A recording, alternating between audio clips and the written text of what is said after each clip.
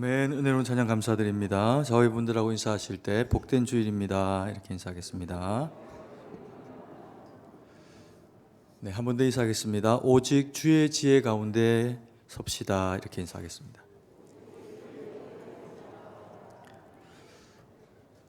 네, 감사합니다. 지혜에 대해서 생각을 해보신 적이 있습니까?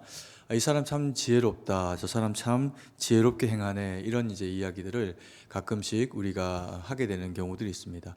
이 지혜롭다라고 하는 것은 머리가 명석하고 똑똑하고 뭐 그런 것만을 이야기하는 것은 아닌 것 같습니다.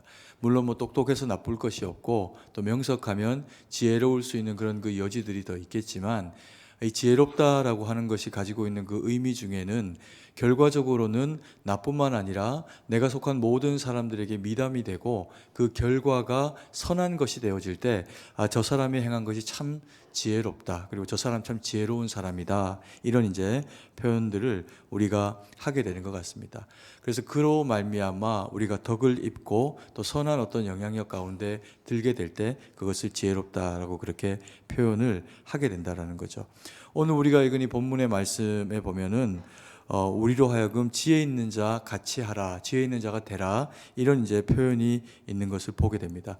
그럼 바울이 이야기를 하고 있는 이 지혜로움, 이것은 어떤 것인지를 우리가 돌아보고 또 마음에 새기면서 하나님 앞에 지혜로운 사람으로 설 수 있는 그런 그 기회가 있기를 간절히 소망합니다.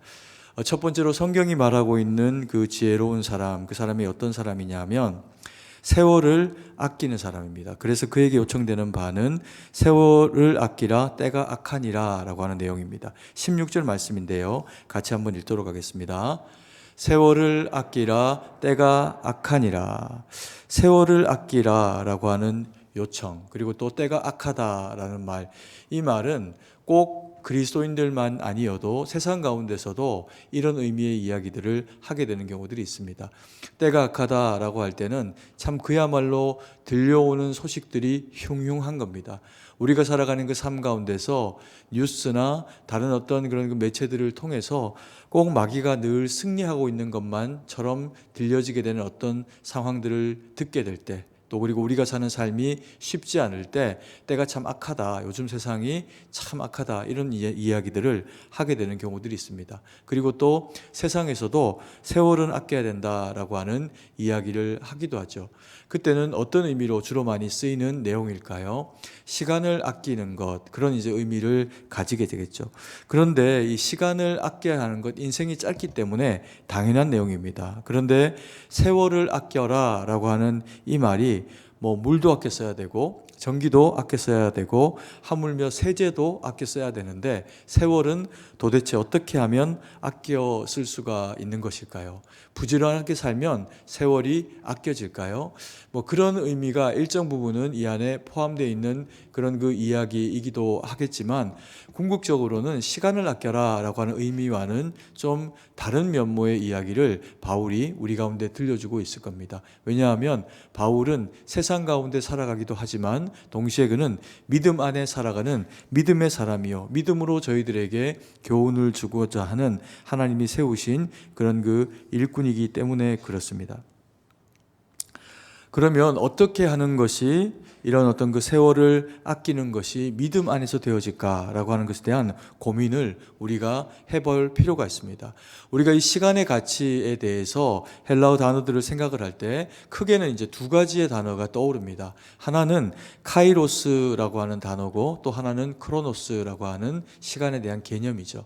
이 카이로스라고 하는 이 시간은 내가 지금 살아가는데 나에게 처해져 있는 이 상황 가운데서 의미 있는 시절, 내가 요때 딱 태어났고 그리고 내가 지금 요 하는 이 일이 잘 되어져야 하고 내게 의미 있는 세상을 선물해 주는 그와 같은 시간을 이야기를 할 때, 이것은 이제 카이로스라고 하는 시간의 의미를 그렇게 표현을 하게 됩니다. 그래서 이것은 뭐 다른 표현으로는 생활의 시간, 또 선택의 시간, 그리고 또 기회가 되어지는 시간, 이제 이런 표현으로 나타내기도 합니다. 그리고 이런 어떤 그 국한적인 어떤 의미가 있는 시간, 그 시간 이외에 나머지 어떤 절대적인 시간, 창조의 때부터 창조의 마지막까지 이 흐르게 되는 시간, 이 시간을 또 헬라어로는 뭐라고 이야기하냐면 크로노스라고 하는 시간을 이야기해서 이것은 이제 절대적인 그런 그 시간입니다. 우리식으로 표현할 때는 이것을 이제 뭐 세월 흘러가는 시간 이렇게 많이 표현하게 되는 그런 표현이죠. 근데 이제 오늘 우리가 읽은 이 본문의 말씀에는 보면은 이게 살짝 좀 헷갈릴 수가 있습니다. 뭐냐 하면 16절에 세월을 아끼라 때가 악하니라 이렇게 이제 표현을 하고 있는데, 여기서 말하는 세월이라고 하면 이 세월은 긴 세월, 이 크로노스의 시간을 이야기를 하고 있는 것 같지만, 여기서 사용하고 있는 이 세월은 카이노스라는 이 시간의 개념을 사용해 가지고 한정적인 시간, 우리에게 주어져 있는 시간, 기회의 시간을 나타내 주고 있습니다. 그래서 여기서 말하는 세월은 그렇게 나에게 기회와 같은 시간이다라고 하는 이해로 가지고 있어 주셨으면 좋겠습니다.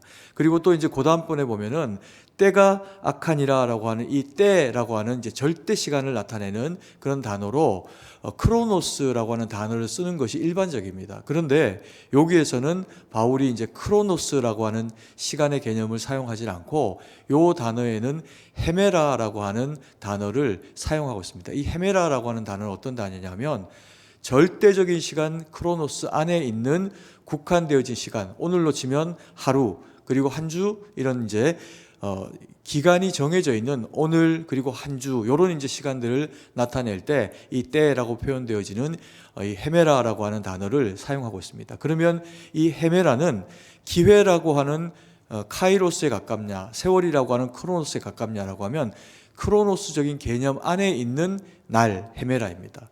그러니까 이 기회의 날이 나를 아껴라, 이 하루하루가 어떻다는 겁니까? 악하다는 겁니다.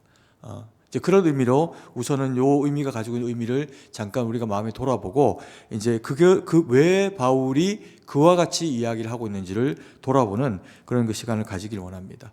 이 헤메라는 날, 그날, 그리고 그 한 주, 이제 이런 이제 의미로 사용이 되어질 수 있는 그런 단어인데, 그것이 이 때가 악하다는 거죠. 그러니까 이 세상의 세월이 악한데 오늘 하루하루가 참 쉽지 않고 악하다라고 그렇게 이야기를 하고 있는 겁니다.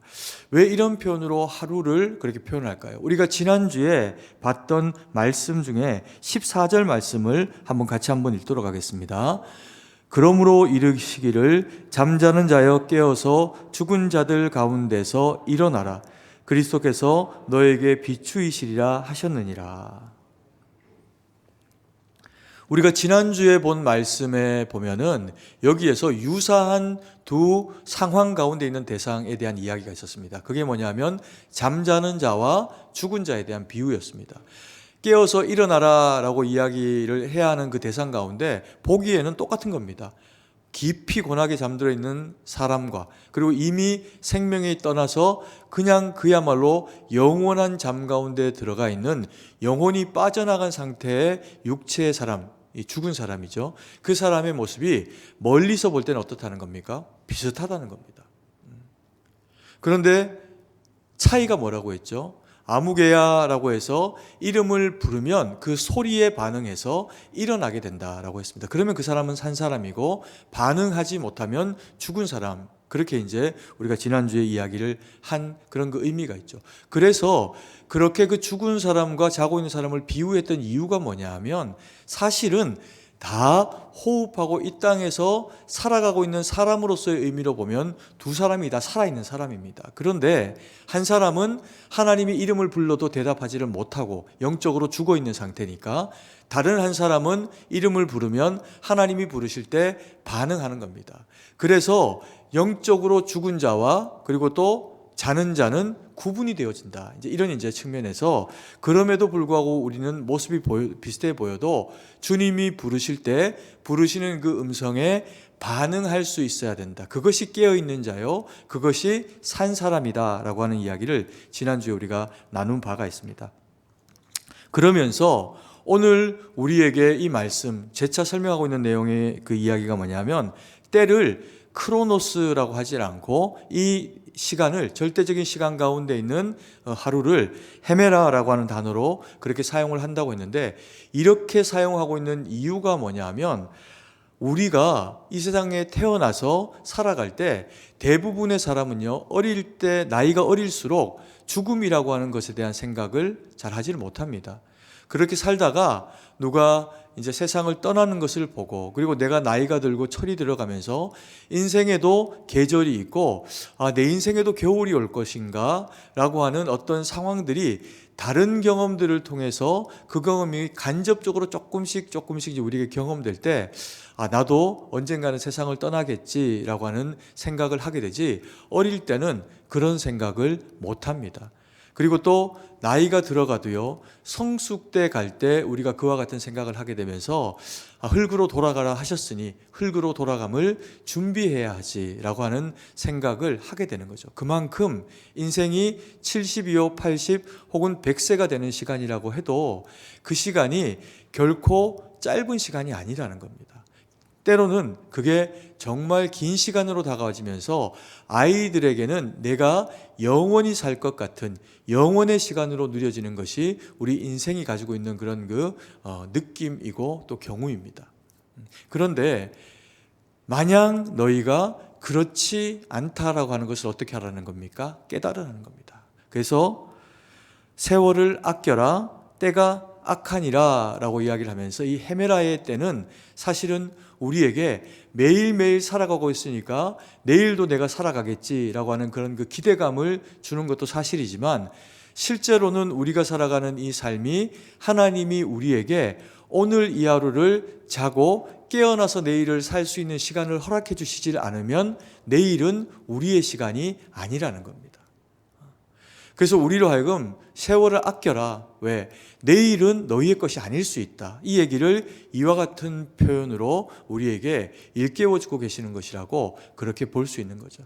우리가 자는 것과 같은 상태 가운데 있을 때, 만약에 하나님이 우리에게 새 생명을 허락하심으로 내일을 허락하시면 우리는 또 기쁘게 살아가지만 당연하게 그 하루를 살아가게 될 겁니다. 그런데 이것이 가지고 있는 헤메라의 주인이 되시는, 하루하루의 주인이 되시는 주님의 그런 그 주인됨을 우리가 인정하지 못한다면 이 시간을 내 시간인 줄 알고만 사용하고, 또 그리고 이게 영원히 우리에게 그렇게 주어지겠지라고 생각하는 착각 가운데서 살아가게 되는 상황이 펼쳐질 수가 있죠.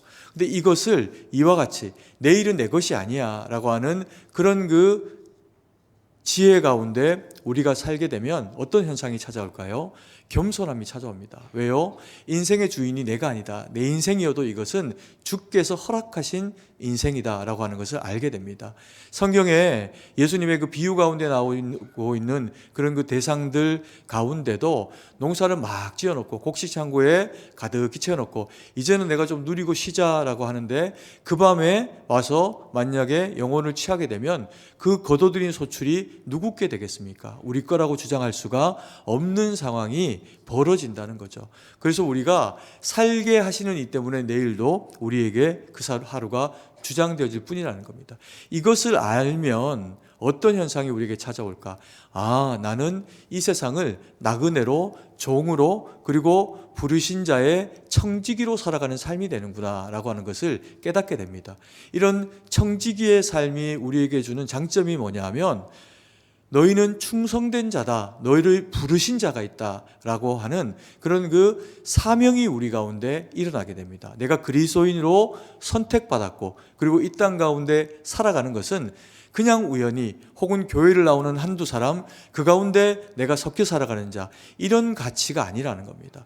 얼마나 많은 성도들의 모임이건 하나님이 우리에게 생명을 주셔서 이 땅 가운데 헤메라의 하루를 그렇게 크로노스 가운데서 카이로스의 시간으로 우리 가운데 허락하실 때, 이 시간은 우리가 하나님 앞에 어떤 사람으로, 종으로 살아가야 하니, 다른 의미로 하면 사명자로 살아가야 한다는 겁니다.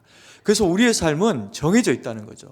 우리가 얼마나 존귀한 자이고 여기 나와서 예배를 드리고 하나님 앞에 선다라고 하는 것이, 이것이 다른 누구는 누리고 싶어도 깨달을 수 없어서 누릴 수 없는 것이기 때문에 이것 자체가, 예배 드리는 것 자체가 우리에게 얼마나 하나님의 그런 그 감동과 은혜와 사랑의 그런 그 표현인지 우리가 깨달아 알 수 있어야 한다는 겁니다.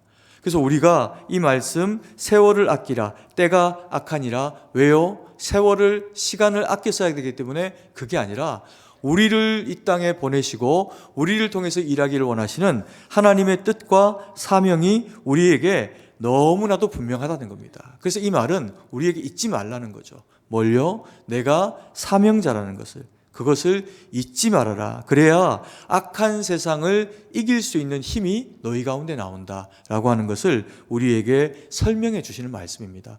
우리가 주님의 사명자, 주의 세우신 거룩한 하나님의 백성이라는 것에 동의가 되십니까? 동의 안 되시는 것 같은데. 다시 한번 여쭙게요. 우리가 주님의 거룩한 백성이요 사명자라는 것에 동의가 되십니까? 아멘이시죠. 여기에서 그리스도인 다움이 나온다는 겁니다. 그래서 이 말씀은 굉장히 중요하고 우리가 잊지 말고 살아야 한다는 겁니다.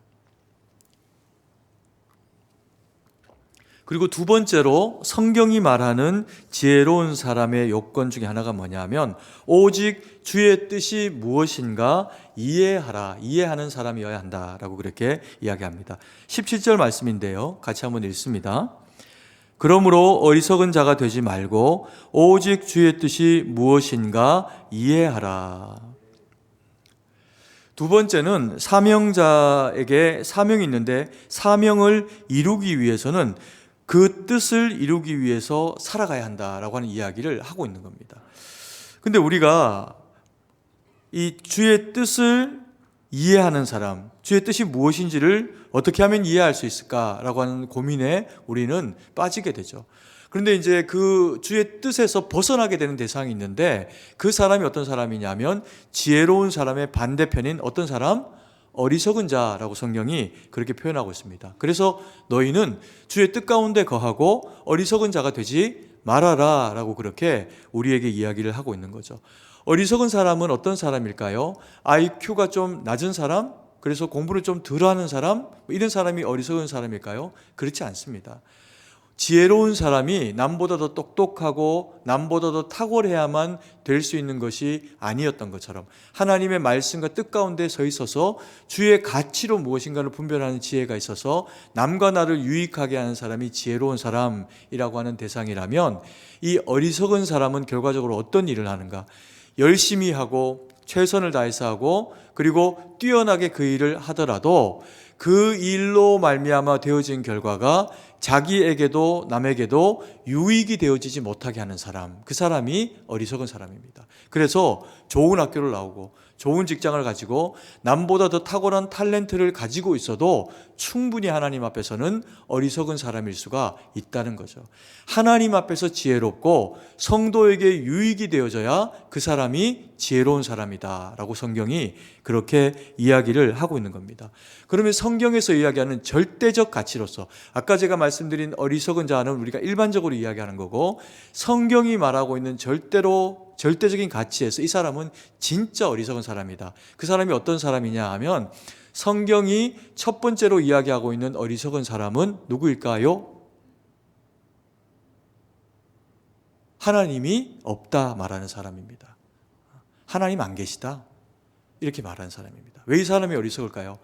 우리가 하나님으로 말미암아 지어진 바 되었고 이 하나님으로 말미암아 지어진 바 되었다라고 하는 것은 하나님이 우리에게 형상을 주시면서 우리의 부모님 되심을 자처하셨다는 겁니다. 천지 만물을 다 지으시고 그가 만든 세상 안에 한 시절 짧은 이 시간을 우리는 살아간다는 거죠. 그런데 그런 그 시간도 허락하시고 기회도 허락하시고 그리고 그 모든 우리가 살아가는 이 세상을 우리에게 허락하시는 하나님이 없다라고 하면 무엇을 기반으로 살 것이며 그리고 이 세상의 모든 생이 다 끝나고 난 이후에 하나님 앞에 설 때는 어떤 모습으로 서게 될까? 이것이 어리석은 자가 지금 당장은 알지 못하지만 나중에 당하게 될 일들이라는 겁니다. 그래서 이 어리석은 자는 정말 어리석은 자죠. 왜요? 하나님의 도우심을 힘입을 수도 없고 하나님의 보호를 받고 살 수도 없고 그리고 저 천국에 들어갈 수도 없습니다. 이게 이제 절대적 의미에서의 이제 어리석은 자입니다. 그런데 이와 같은 어리석은 분은 여기에 한 분도 안 계십니다. 혹시 자기가 이렇게 해당하는 하나님이 없다 말하는 어리석은 자인데 내가 오늘 모르고 왔다, 이렇게 손 한번 들어보십시오. 없습니다. 우리 중에는 그런 분 안 계십니다. 그런데 우리가 분명히 하나님이 없다 말하는 어리석은 자는 아닌데 어리석은 자처럼 살아가게 되는 경우가 발생할 수 있습니다. 이게 우리의 고민이고 이걸 우리는 해결해야 됩니다. 어떤 사람이 이런 어리석지도 않으면서 하나님을 안다라고 하면서도 이와 같은 어려움에 빠질 수 있을까요? 그는 하나님이 살아계시다라는 것을 알면서도 나머지 모든 삶의 영역들 가운데서는 다 잊어버리는 겁니다. 심지어는 예배를 드리러 올 때까지는 예배를 드리러 옵니다. 그리고 말씀 듣고 찬양하고 이렇게 하는 그 모든 시간들 가운데 습관적인 접근이 되면서 하나님이 계시든 안 계시든 상관없는 마음의 상태가 우리 가운데 일어나게 됩니다. 그럼 이게 얼마나 불행한 일입니까? 예배를 드리러 와서 하나님을 만날 수 없는 상태에 자기를 놓아버리는 상태가 되니까요. 그리고는 그렇게 예배를 드리고 세상 가운데 살아가면서 세상의 일들을 하면서 힘들고 어려울 때마다 하나님을 찾기는 더 어려운 일입니다.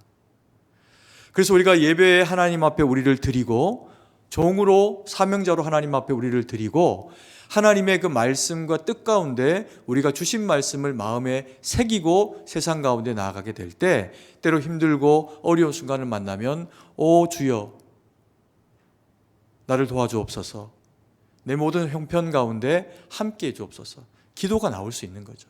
그래서 우리는 하나님이 없다 하는 어리석은 자가 아니기 때문에 하나님이 계시다라고 하는 것을 믿는 자들이기 때문에 하나님의 힘과 은혜와 능력을 힘입고 살아가야 지혜로운 사람이라는 겁니다.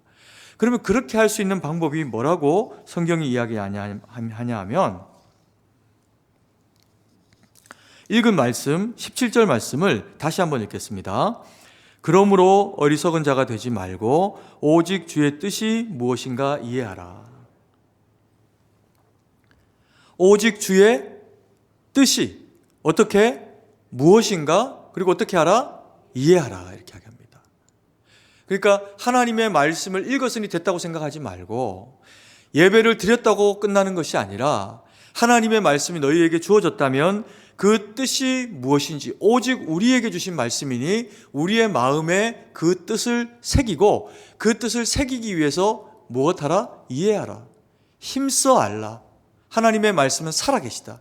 그것을 너희들의 마음판 가운데 새겨라. 그렇게 말씀하고 계시는 겁니다. 그러니까 말씀을 정리하면 이런 겁니다. 첫 번째, 때가 악하다, 세월을 아껴라. 이 말씀은 너희가 사명자인 것을 알고 사명자로만 살아가라. 그래야 악한 세상을 이길 수 있다. 그리고 오늘 이제 두 번째 하신 말씀은 그러면 어떤 의미의 이야기가 됩니까? 네가 사명자냐? 사명자라면 너의 생각에 옳은 대로 살아가는 것이 아니고 네가 사명자라면 주신 말씀, 너를 세우신 하나님의 그 목적과 뜻에 합한 삶을 살아가는 것. 그래서 말씀을 마음판에 새기고 사모함으로 살아가는 것. 그것이 사명자가 하나님의 말씀 가운데 들어가고 이해한다라고 하는 의미가 가지는 뜻이다, 이렇게 이야기하는 겁니다. 그래서 우리로 하여금 영적으로 자는 상태에 들지 말고, 지난주의 말씀처럼 이게 똑같이 자는 것 같지만 그냥 자는 거면 다행인데 영적으로 완전히 죽어 있으면 불러도 소리가 들리지 않는다는 겁니다. 우리가 하나님의 자녀라면 힘들고 어려울 때 내가 처해 있는 그 모든 상황 가운데서 상황의 어려움이 우리에게 지혜를 줄 때가 있습니다. 그래서 어떤 교회는 거기에 큰 플랜카드를 걸면서 고난이 축복이다, 이렇게 해놓은 교회도 있더라고요. 아멘까지는 안 하셔도 됩니다.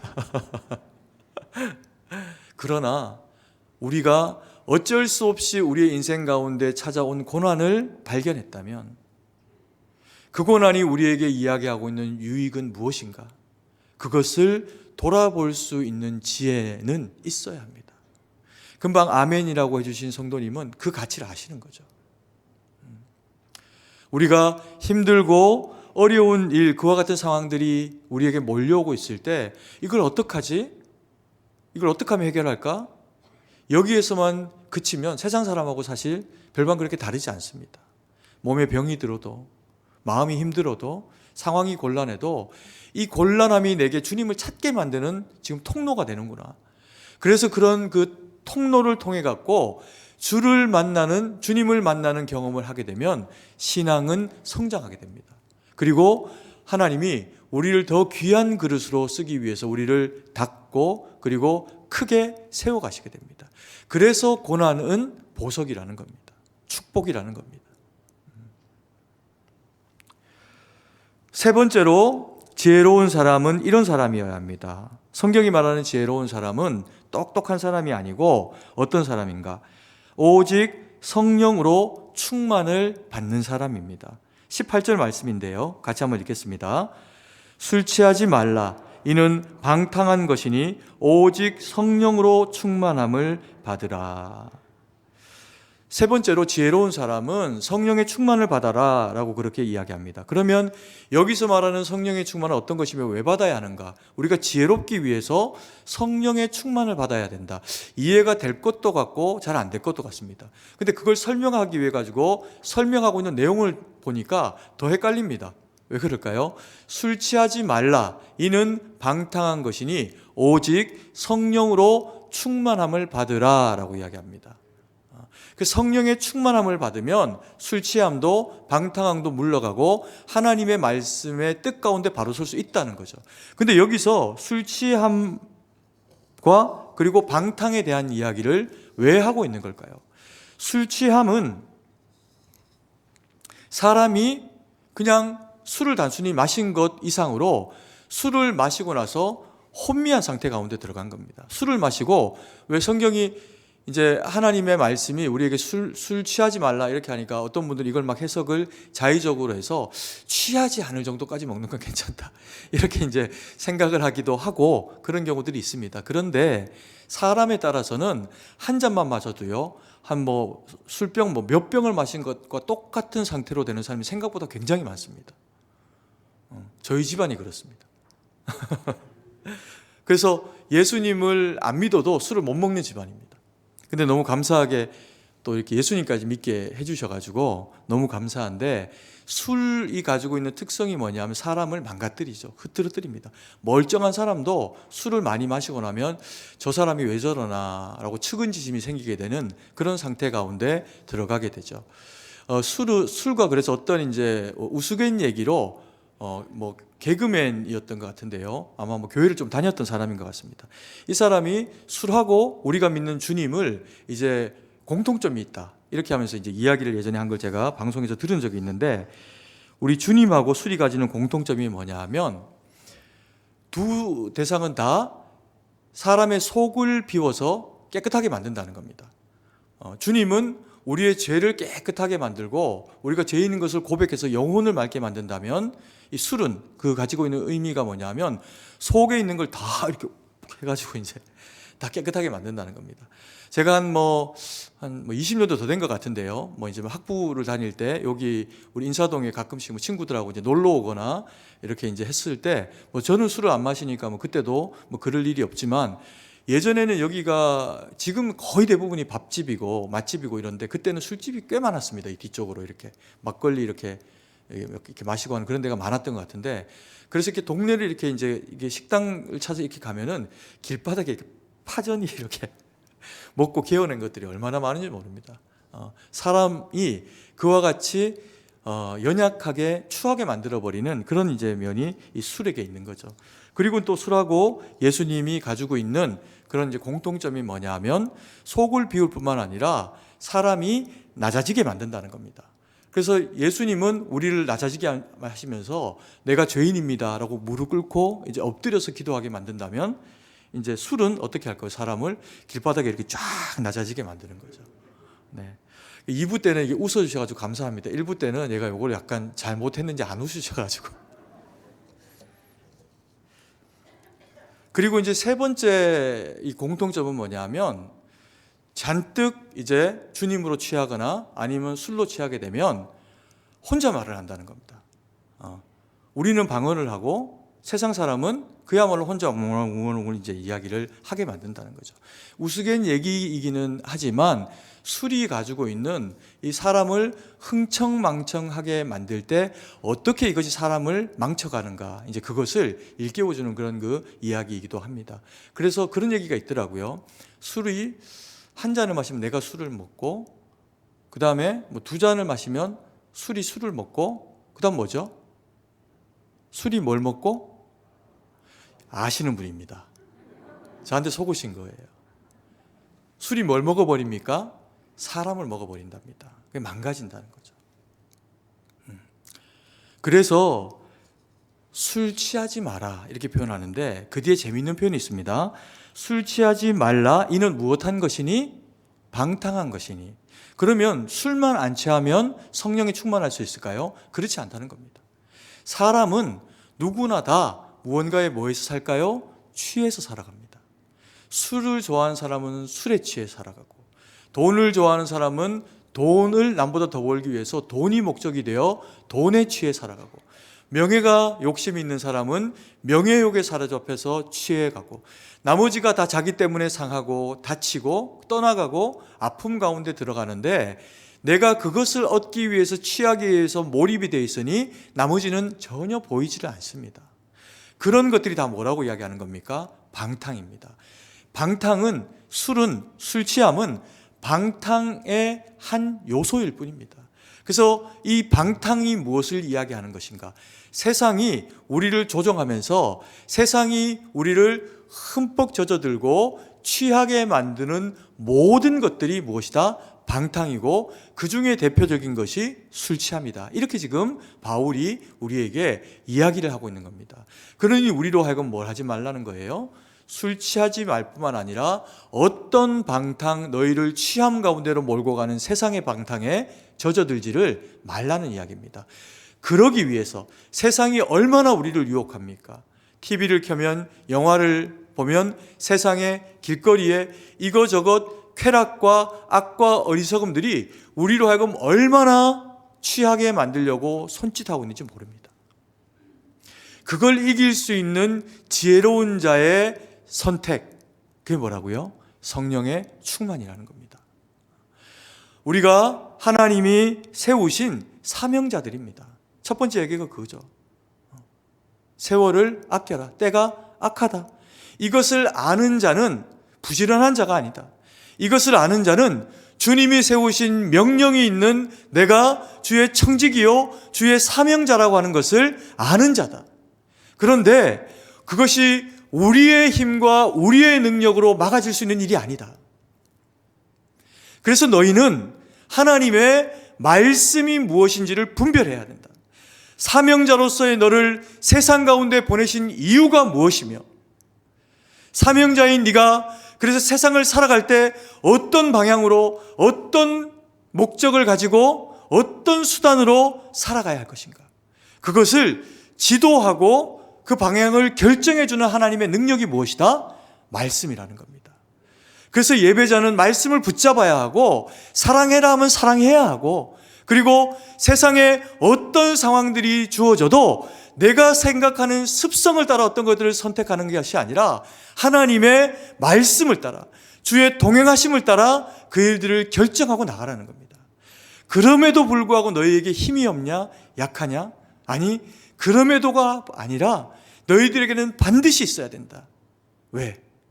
하나님이 너희를 통해 말씀도 주시고 너희를 통해 일하시기를 원하시기 때문에. 그래서 세 번째, 지혜로운 하나님의 사명자여 성령에 무엇하라? 충만하라. 우리는 성령의 충만을 어떤 감동의 그런 그 느낌으로만 자꾸 국한하려는 그런 습성이 있습니다. 그래서 예배 때 은혜 받고 말씀이 좀 이해되면 오늘 내가 성령의 충만, 하나님의 은혜를 받았네, 이렇게 이제 생각을 하게 되는 경향이 있는데 그것도 맞습니다. 그러나 그것보다 훨씬 더 광의적인 의미로 말씀이 깨달아지는 것도 성령의 충만이요. 기도할 때 하나님이 찾아지고 회개가 되어질 때도 성령의 충만으로 되어지는 일이요. 예배당 가운데서 하나님의 은혜와 하나님의 능력을 어떤 성령의 감화 감동이 되었든 느끼게 되는 것은 다 성령의 충만입니다. 누가 이렇게 느꼈다고 이야기해서 이 사람만 은혜 받고 저 사람은 좀 다르게 받았다고 해서 나보다 좀 덜 충만하고 절대로 이런 것이 아닙니다. 이것이 가지는 착각 때문에 하나님 앞에 쓰임받고 버림받는 사람들이 생각보다 얼마나 많이 발생하는지 모릅니다. 기라성 같은 목사님들이 손만 얹으면 사람들이 병이 낫고 질병이 떠나가고 귀신이 떠나가고 그와 같은 상황들을 맞이하고 본인들은 버림받는 경우들을 우리는 생각보다 많이 봤습니다.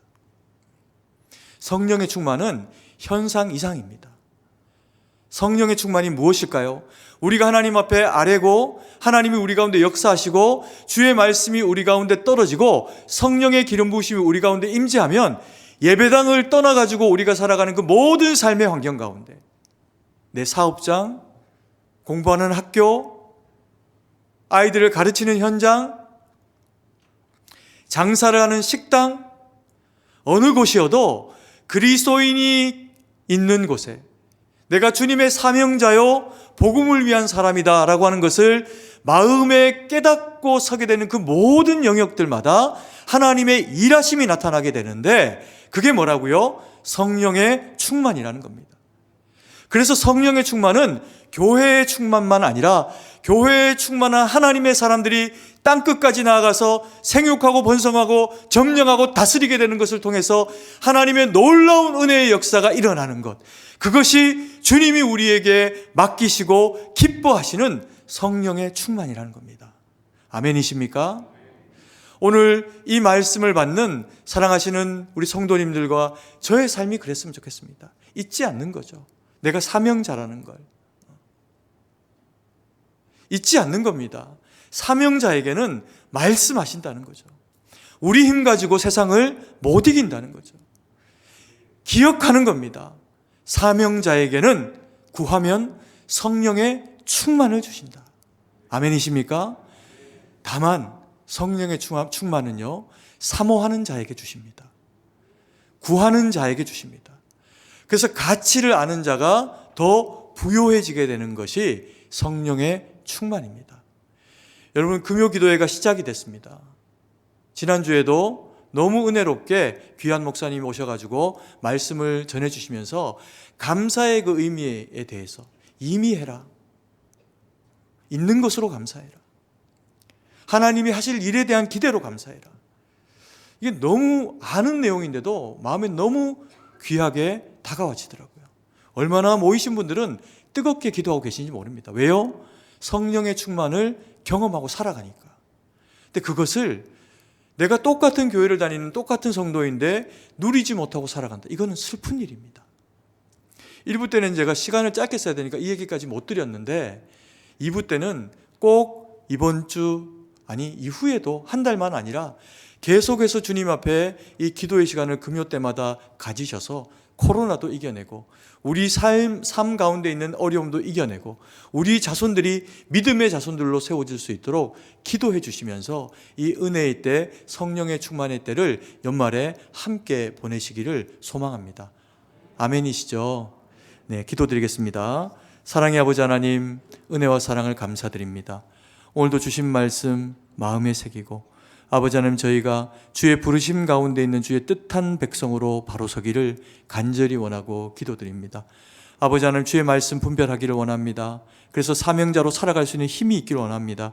하나님, 우리가 교회에서 봉사자로 섬기는 것도 사명이요, 세상 가운데서 맡기신 일터 가운데서 그리스도인 됨으로 일하는 것도 사명인데 성령의 충만이 교회에만 이루어지지 않게 하시고 우리의 가정과 일터와 그 모든 지경 가운데 이루어져서 하나님만 영화롭게 해드리는, 영광 돌리는 저희의 삶이 될 수 있도록 함께하여 주시옵소서.